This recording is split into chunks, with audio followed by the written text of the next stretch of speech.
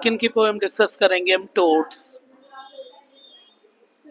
सबसे पहले Philip Larkin जो है वो हमारे पास मूवमेंट पोइट्स के अंदर आता है। तो ये ध्यान रखना मूवमेंट पोइट होते क्या है। तो मूवमेंट पोइट्स के अंदर हमारे अंदर कौन कौन से जो है मेन, लार्किन, देन किंग्सले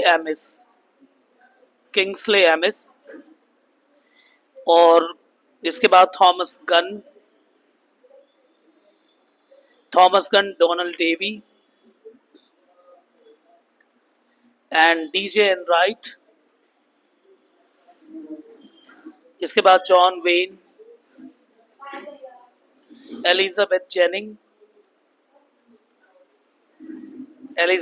के साथ साथ रॉबर्ट कॉन्क्वेस्ट।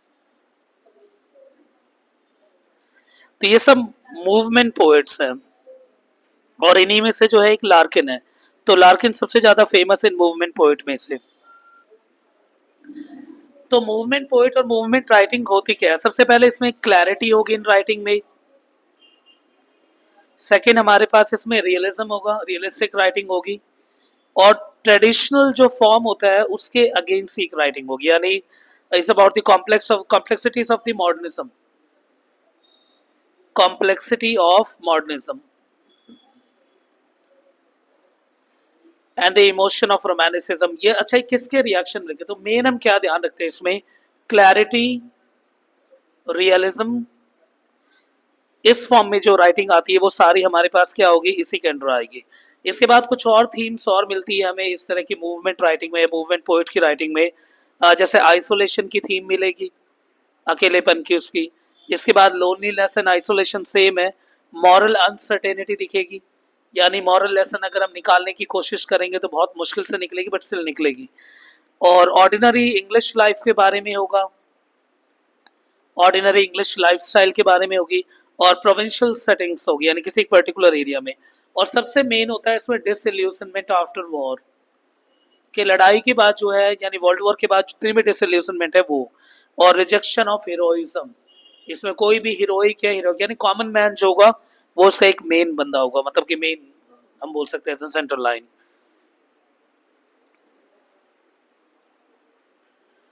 अब चलते हैं कुछ कंसेप्ट और देख ले, फिर हम डिस्कस करेंगे अबाउट द टोड्स और टोड के बारे में। तो जितने भी मूवमेंट ग्रुप थे, यानी एक लिटरेरी ग्रुप है मूवमेंट ग्रुप, तो ये तो बहुत इंपॉर्टेंट है, मूवमेंट ग्रुप तो लिख के आना ही है। ये 1950s की थी और ये किसके अगेंस्ट थी? Against modernism. तो ये मॉडर्निज्म के अगेंस्ट है और रोमांटिक आइडियलिज्म के अगेंस्ट है। यानी मूवमेंट पोएट जितने भी है, राइटर जितने भी है, वो अगेंस्ट मॉडर्निज्म थे और रोमांटिक आइडियलिज्म के भी अगेंस्ट थे। बस वो यही चीज ध्यान रखते थे, क्लैरिटी उनकी राइटिंग में होनी चाहिए, सिंप्लिसिटी होनी चाहिए, और रेशनैलिटी होनी चाहिए, तर्क यानी। और फॉर्म की बात करें तो ट्रेडिशनल फॉर्म होना चाहिए। ठीक है, तो ऑर्डिनरी लाइफ के ऊपर ज्यादा फोकस होती है इनकी राइटिंग। अब जिस राइटिंग को हम करेंगे टोड्स, जैसे कि यहाँ पे देखो ये टोड है। अब टोड का वैसे सिंपल मतलब क्या होता है? टोड का फ्रॉग। और लार्किन की राइटिंग है, लार्किन फेमस है चर्च गोइंग जैसी राइटिंग को लेके। अब चर्च गोइंग खुद एक पैराडॉक्स है। अब पैराडॉक्सिकल हेडिंग होती थी हमेशा। चर्च गोइंग का मतलब क्या है? चर्च जा रहे हैं और चर्च जा रही है, दोनों मतलब है। चर्च गोइंग का मतलब हमारे पास सिंपल है कि चर्च जो है वो जा रही है, यानी अब लोगों ने चर्च में जाना छोड़ दिया, इसीलिए चर्च अब जा रही है। क्योंकि सबका सेकेंड वर्ल्ड वॉर के बाद विश्वास उठ गया चर्च पे से, उन्हें लगा चर्च की कोई एग्जिस्टेंस, कोई वैल्यू ही नहीं है। पर चर्च गोइंग का मतलब ये भी है कि लोग चर्च जा रहे हैं।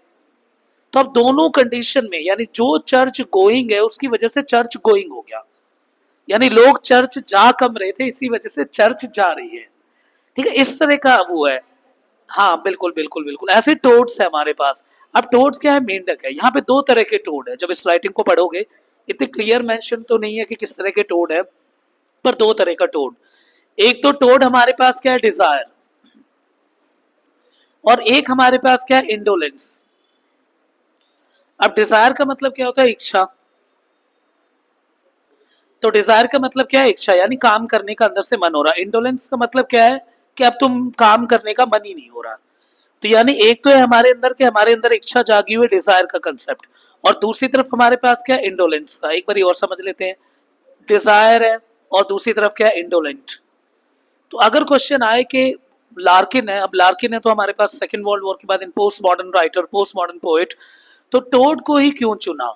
टोड को इसलिए चुना क्योंकि हम अगर टोड को देखते हैं तो मेंढक अगर पढ़ते हो एम्फीबियंस में है, एम्फीबियन है बिल्कुल सही। अब एम्फीबियंस में तो हमें पता है मेंढक पानी के अंदर भी रहते हैं और जमीन में भी रहते हैं, वो लंग्स से भी सांस लेते हैं और स्किन से भी लेते हैं। तो एक टाइम पे हमें यहाँ पे इस एनिमल में पैराडॉक्सी दिख रही है। पैराडॉक्सी का मतलब क्या है, एक अपोजिट स्टेटमेंट यहाँ पे फॉर्म हो रहा है, इसीलिए एज एन टोड को यूज किया गया है in order to present the desire and indolence. और ये जो है इस एन एक्सट्रीम कंफ्यूजन, ये कंफ्यूजन है, और ये कंफ्यूजन क्यों है? वर्ल्ड वॉर सेकेंड की वजह से। और यही हमारे पास मॉडर्न पोएट, इस तरह के पोएट को हम पढ़ेंगे और इस राइटिंग को पढ़ेंगे। तो कुछ एक जेनेसिस पॉइंट देख लेते हैं टोड के बारे में कि राइटिंग आई कहाँ से और किस तरह से इस राइटिंग को लेके आया गया। कुछ पॉइंट्स देखते हैं। सबसे पहले ये पब्लिश कब हुई? तो लार्किन की सेकेंड एडिशन आई थी, लार्किन की एक सेकेंड एडिशन आई थी। इस एडिशन का नाम था the less deceived, the less deceived, और जो कि आई थी 1955 में, ये उसका पार्ट है। और लार्किन ने इस राइटिंग को लिखी थी जब यूनिवर्सिटी ऑफ हल में था, उस समय लिखी थी। द पोएम, इस पोएम में क्या है, देखो क्या क्या बातें हैं। Is about the personal frustration, एक तो पर्सनल फ्रस्ट्रेशन है, उसके बाद मोनोटोनस रूटीन, कि एक ही जैसे काम कर करके बोर हो जाते हैं इंसान, तो वो ये मोनोटोनस रूटीन। एक इसी तरह की राइटिंग थी हमारे पास, क्या, dust of snow, Robert Frost की। ठीक है, शायद पढ़ी होगी तुमने 11th क्लास में कि 10th में, सॉरी 10th क्लास में पढ़ी होगी, कि वो किस तरह से बोर हो जाता है, बार बार वो कौए के ऊपर जो है वो गिरा, फिर एक टाइम पे वो उन सबको झाड़ देता है डस्ट ऑफ स्नो को, फिर वो निकलता है एक नए सफर पे। इसी, हाँ बिल्कुल बिल्कुल, पर्सनल फ्रस्ट्रेशन के मैं दुखी हो चुका हूँ, काम ना करूं तो फंसा, काम ज्यादा कर लूं तो कर क्या रहा हूं, ये जीवन में बस यही काम कर रहे हैं, रोज निकलो कमाओ और घर आ जाओ पैसे बनाओ बस। और अगर कमाने नहीं निकल के अगर आत्मा की संतुष्टि के लिए निकलेंगे तो तुम जी नहीं पाओगे। इस तरह का एक पैराडॉक्सी और ड्युअलिटी आ रही है राइटिंग में। टोड एक मेटाफर यूज किया गया है, तो टोड यहाँ पे क्या है, एज एन मेटाफर। और मेटाफर में किस फॉर्म में है? ये मेटाफर है किस चीज को लेके, यानी रूटीन वर्क को लेके और बर्डन ऑफ रिस्पॉन्सिबिलिटी, कि हम लोग सब जो है, हम सब के ऊपर एक रिस्पॉन्सिबिलिटी है और उसका बर्डन जो है हम सब झेल रहे हैं यहाँ पे। तो यहाँ पे किस किस चीज को लेके पंगे हो रखे हैं, देखो जो इसमें है। एक तो desire for freedom and artistic life, एक तो हम लोग चाहते हैं कि हमें हमारी अंदर की कामनाएं जो वो पूरी हो। डिजायर किस चीज को लेके? Is for the freedom, freedom को लेके हम सब लोगों के अंदर एक डिजायर है, और उसको लेके आर्टिस्टिक लाइफ को, कि हम अपनी लाइफ को आर्टिस्टिक वे से लीड करना चाहते हैं। पर रियलिटी क्या है, इस need is about the reality of needing money and security. पर हम सब लोगों को क्या चाहिए? मनी भी चाहिए। अगर काम ना करे तो दिक्कत, और अगर काम करे तो दिक्कत। इसीलिए यहाँ पे दो टोड है। जब राइटिंग में जाएंगे, सुबह राइटिंग बहुत सिंपल है, जब राइटिंग में जाएंगे हमारे पास एक फर्स्ट टोड है और यहाँ पे हमारे पास एक सेकंड टोड है। वैसे तो एक ही टोड है, पर राइटिंग में हमें समझना है first toad and second toad. First toad दिखाता है हमें is about the actual work, असलियत की वर्क, अबाउट द एम्प्लॉयमेंट, रोजगार के बारे में। और ये क्या है, ये कि external force that makes him work daily to survive. ये क्या है? एक्चुअल वर्क, एम्प्लॉयमेंट, ये एक्सटर्नल फोर्स है जो हमें करना ही पड़ेगा, external force for the survival, जिंदा रहने के लिए। सेकंड हमारे पास है सेकंड टोड, जो कि इनर सेंस को प्रेजेंट करता है, इनर सेंस को और ड्यूटी ऑफ कंसाइंस को, कि हमारा मन जो है वो क्या कहता है। ये एक इनर वॉइस है, इनर वॉइस है जो कि हमारे गिल्ट और सेल्फ डिसिप्लिन को, फैक्टर को दिखाता है। ठीक है, तो इस तरह का इनर वॉइस। अब चलते हैं हम राइटिंग पे। तो ये first stanza 1, why should I let the toad work the squat on my life. Why should I let the toad work, क्यों मैं करूं ये टोड जैसा वर्क, क्यों करूं मैं स्क्वैट ऑन माय लाइफ, जो कि मेरे जीवन के ऊपर आलती पालती मार के बैठ गया। एक ये मेंढक है और ये मेंढक वाले काम मैं क्यों करूं, ये टोड वर्क क्यों करूं जो कि मेरी लाइफ के ऊपर ही आके बैठ गया है। Can't I use my wit as a pitchfork, क्या मैं अपनी कला का इस्तेमाल नहीं कर सकता? पिच फॉक का मतलब क्या होता है? पिच फॉक का मतलब हमारे पास ये है कि जैसे कि किसी चीज को भगाने के लिए इस तरह के एक होता है ना, वो चम्मच से टाइप से का, यार किसी जैसे मेंढक वेंढक आगे तो उसको ऐसे मार के से भगा दिया, पिच वॉक है। And drive the brute of, क्या मैं अपनी विट का यूज करके, पिच वॉक का यूज करके इस शैतान को भगा नहीं सकता? अब ये तुम देख रहे हो पूरा सिंबॉलिकल राइटिंग है। Why should I let the toad work squat on my life? यहाँ पे सिंपल मतलब क्या है, मैं क्यों करूं ऐसे काम, है ना। जो ये मेंढक मेरे ऊपर आके बैठ गया, ये मेंढक का मतलब क्या है कि यानी रूटीन वर्क जो है, रोज वाले जो काम हो रहे हैं, एक तरह से आके बैठ गया। आई कांट यूज माई विट, क्या कुछ ऐसा नहीं हो सकता कि मैं कुछ ऐसा करूं कि मुझे रोज के काम ना करने पड़े, और मैं अपने विट को यूज करके, अपने कंसेप्ट को यूज करके, अपने एक अच्छे ब्रेन का पार्ट यूज करके, विट का मतलब क्या है, नॉलेज तो है, पर उस नॉलेज के एक्सेलेंट यूज को हम क्या बोलते हैं, दैट इज कॉल्ड विट। ऐसा नहीं हो सकता मैं विट को यूज करके इसको भगा ही दूं। तो ये है। तो यहीं पे तुम्हें ड्युअलिटी दिख रही है, एक ड्युअलिटी यहाँ पे भी है। The author is clearly overworked, jaded person that who finds robbed of all the good things. मैं थक चुका हूँ इस हैवी वर्क बर्डन से। वो सोचता है कुछ ऐसा कुछ करूँ कि मैं इस टोड से, टोड का मतलब क्या है, टायरसम रूटीन वर्क से कुछ अपनी चालाकी दिखा के इससे बच नहीं सकता। इसके बाद नेक्स्ट हमारे पास है that 6 days of the week it soils with in its sickening poison, के हफ्ते में 7 दिन होते हैं, 6 दिन तो है ये मेरे ऊपर चिपका रहता है अपने पॉइजन को लेके, जहर को लेके मेंढक। और ये सबको पता चल गया, यानी 6 दिन हमें काम करना ही पड़ता है just for paying a few bills, सिर्फ कुछ बिल्स को देने के लिए। दैट्स आउट ऑफ प्रपोर्शन, जो कि हमारे प्रपोर्शन से बाहर होते हैं। यानी अगर हमारा बजट 100 रुपए का है तो हम खर्च कर देते हैं 107 रुपए इन, या 120 रुपए। इस 20 रुपए के लिए हमें इतने दिन काम करना पड़ता है ताकि हम अपने बिल को मैनेज कर सके। तो क्या इसके अलावा कुछ और नहीं हो सकता? तो वो यहाँ पे कह रहे थे, देख रहे हो मैंने कंसेप्ट जो बताया था, रियलिस्टिक राइटिंग है, बिल्कुल सही। कॉमन मैन जो है यहाँ पे एज एन हीरो है, और उसके बाद क्या है, एक रियल लाइफ का कंसेप्ट जो है वो रखा गया है। तो ऐसा कोई इसमें सेंट्रल हीरो नहीं है जिसके पास कोई पावर है या कोई कुछ कर दे। इसी को बोलते हैं इस काइंड ऑफ द राइटिंग के, ये इस तरह का लार्किन का कंसेप्ट होता है। Lords of the folk live on their wits, कहते हैं बहुत लोग हैं जो अपनी कला पे जिंदा रहते हैं और मोटा कमाते हैं, ठीक है। जैसे लेक्चरर, लिस्पर्स, लिस्प वर्ड से बनाया गया है, जिसका मतलब बोला है बोलने वाले लोग जो ठगते हैं दूसरे को, बोल बोल के ऐसे ही। लोजल्स, लोबली मैन, लोटस, लाउट्स, सॉरी लोटस बोल दिया, लाउट्स, ये सब। अब ये है क्या क्या है, सबसे पहले हमारे पास जो है एक तो ये लेटर्स यानी man of the letter lecturers है, ऑरेटर्स जो बोलने वाले, लिस्पर्स यानी भाषण जो देते हैं, and they are living in the lectures in the same way जैसे unsavoury character manage of their. अब यहाँ पे देखो ये जो है, तो बेसिकली अगर देखते हैं तो लॉजल्स का मतलब क्या है, लूजर यानी वेस्ट मैन, एक तरह से वेस्ट मैन। और ये लोबी मैन है, यानी लोबी मैन यानी एक तरह से हमारे पास सर्वेंट, ये सर्वेंट है। एंड लाउड्स का मतलब हमारे पास है यहाँ पे इल मैनर्ड और क्लमसी, आलसी तरह के। तो इल मैनर्ड एंड क्लमसी, आलसी। तो ये लोग जो है ये अच्छा कमाते हैं, they don't end as pauper, और ये नंगेपन में नहीं मरते। यानी ऐसा नहीं है कि पूरे खत्म ही हो जाए, इनके पास पैसा ही ना बचे, पर हम लोगों की ऐसी हालत होती है इतना कमाने के बाद भी पता नहीं कहाँ जाता है।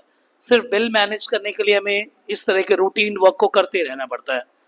Lords of the folk live up lanes, पर फिर दोबारा समझा रहा है कि कई सारे ऐसे लोग हैं जो कि लेन्स पे रहते हैं यानी सड़क के किनारे, with fires in a bucket, और थोड़े से बस आग होती है उनके बकेट में, बाल्टी से, वो बाल्टी नहीं मतलब जहाँ पे हाथ सेकते हैं वो। यानी यहाँ पे दिखा रहे इंग्लैंड में किस तरह से जो गरीब लोग हैं, एक तो ऊपर बता दिया ऐसे से लोग जो रुपए कमा रहे हैं वो है, और दूसरे ऐसे भी लोग हैं जो इतने गरीब है जो कि थोड़ा सा आग लेके बैठे हुए हैं। ईट विंड फॉल्स, बस हवा खाते हैं वो लोग। टिन सार्डिन, और टिन सार्डिन, सार्डिन क्या एक फिश होती है जो कि एक टिन के उस कैन के अंदर बंद आती है, तो समुद्री मछली है, बस वो पैकिंग टिन सार्डिन्स खाते हैं। दे सीम टू लाइक इट, और उन्हें वही चीज पसंद आती है। तो इस तरह का हमारे पास क्लास एंड दी, यहाँ पे क्लास डिस्टिंक्शन दिखाया गया और गल्फ भी दिखाया गया between that of the upper class and the lower class, इसके बीच में। और दिखाया गया कि ऐसे लोग भी हैं जो कि 2 नंबरी का कमाते हैं अपने विट्स का यूज करके या फिर मेहनत करके या थोड़ी बहुत बोलते हैं और उन्हें इतना सारा पैसा मिल जाता है, और ऐसे भी है जिनके पास कुछ भी नहीं है जो कि पॉपर है, और ऐसे जो जो कि टॉपर है, ठीक है, दोनों तरह के हैं।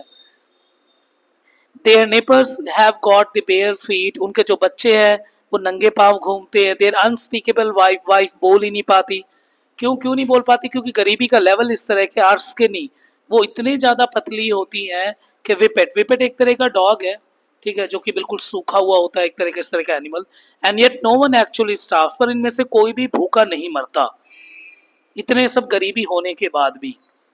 That were I courageous enough to shout this stuff your pension, but I know all too well that stuff the dream are made on.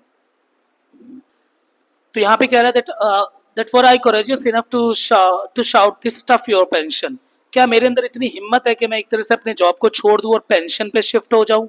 क्या ऐसा हो सकता है? पर again that but I thought that all too well that's stuff that dreams are made on, पर नहीं, इसी के ऊपर तो मेरी पूरी लाइफ है, मेरे ड्रीम्स बन रखे हैं। तो other that wonder set could resign his job and tell that this some bluntly to his boss, कह रहे ऑथर यहाँ पे बोल रहा है कि that he could resign his job, अगर वो अपनी जॉब को रिजाइन कर देगा and tell this some blunt, के अपने बॉस को कुछ उल्टा सीधा बोल के, फिर उसे लगता है अगर ऐसा कर दिया उसने तो फिर बहुत कुछ हो सकता है, क्योंकि जो भी उसके पेंशन आगे बनने वाली है, जो भी उसको भी पैसे मिल रहे हैं, वो भी बंद हो जाएंगे जिसके ऊपर उसके सपने बुने हुए हैं। For something this sufficient, the toad like this squats in me too, कह रहे पर मेरे अंदर भी एक टोड बैठा हुआ है। Its hunger are heavy as hard luck and cold as snow, अब यहाँ पे ऑथर बता रहा है एक टोड इसके अंदर भी है, and it's another toad inside him जो कि डिमांडिंग है and unforgiving, it doesn't give anything free, और वो जो है वो कोई चीज फ्री नहीं दे सकता। तो for something sufficient the toad like the squats on me too, इसी तरह का कोई स्क्वैट मेरे अंदर बैठा, किस तरह का? जो कि डिमांडिंग है, जिसके अंदर क्या है? डिजायर फैक्टर है, और its hunkers are heavy as hard luck, इतनी ऐसे बैठा हुआ है अंदर कि इसको हटाना बहुत मुश्किल है, पर ये लक तो है पर ये हार्ड लक है क्योंकि इसके लिए बहुत मेहनत करनी होगी। एंड कोल्ड एज स्नो, ठंडा तो है पर इतना ज्यादा ठंडा कि स्नो की तरह, यानी कहने का मतलब दोबारा मेटाफर यूज किया गया, एलिग्री भी यूज है, सिंबल भी यूज है कि इतना ज़्यादा मेहनत करनी होगी लाइफ में, इतना ज़्यादा, तब जाके ये जो लक है वो साथ देगी, और फिर जाके, और ये करना ही पड़ेगा क्योंकि डिमांडिंग टोड है मेरे अंदर।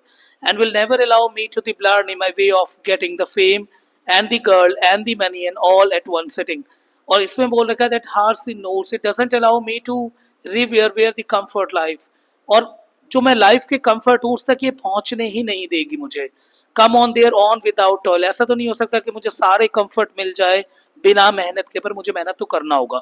वो कह रहा है will never allow me to the blunder my way of getting, कि मेरी जो इच्छा है वो क्या है? इज अबाउट द फेम, और एक लड़की और पैसा, ये सब जो है वो एक जगह, ये मेरा इंटरनल डिजायर है, पर इसको पाने के लिए मुझे ये जो है अपने अंदर के टोड को इसे करना पड़ेगा, जगाना पड़ेगा, इसी पे रहना पड़ेगा।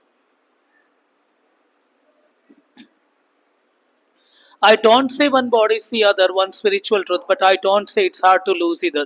अब इस लाइन से पता चलता है कि हमें ड्युअलिटी कंसेप्ट है यहाँ पे, जो कि हर तरह के मूवमेंट पोएट इसी तरह के लिखते थे, कह रहे कि in one body is the other one spiritual, एक ही शरीर में दोनों टोड है, that is the external toad जो मैंने आपको पहले ही बताया था, रूटीन वर्क, और इंटरनल टोड जो है हमारे पास वो मतलब यहाँ पोएट के पास वो भी है, दैट इज द डिजायर। और इसको हम ऐसे भी कनेक्ट कर सकते हैं, एक तो हमारे पास रूटीन वर्क है जो हमें करना ही करना है, मजबूरी है, एक हमारा स्पिरिचुअल डिजायर है। अब ये जो स्पिरिचुअल डिजायर है जो हमें पाना है, पर उसको पाने के लिए हमें एक्सटर्नल टोड का साथ लेना ही पड़ेगा। अगर इंटरनल टोड को हासिल करना है तो उसके लिए हमें एक्सटर्नल टोड को लेके चलना ही पड़ेगा, ये दोनों जो है आपस में कनेक्टेड है। This is the concept of the duality, जो कि हमने ऑलरेडी विक्टोरियन फेज में भी देखा था, जिसे हम बोलते हैं विक्टोरियन कॉम्प्रोमाइज। यही सेम इसी तरह का कंसेप्ट जो है हमें यहाँ पे भी देखने को मिल रहा है in writing after the world war, कि दोनों चीज को मैनेज करना पड़ेगा व्हेन यू हैव बोथ, और इन्हीं दोनों चीज को लेके हम अपनी लाइफ को आगे कंटिन्यू कर सकते हैं। यानी इंटरनल और इनर डिजायर के लिए हमें आउटर टोड को रखना पड़ेगा।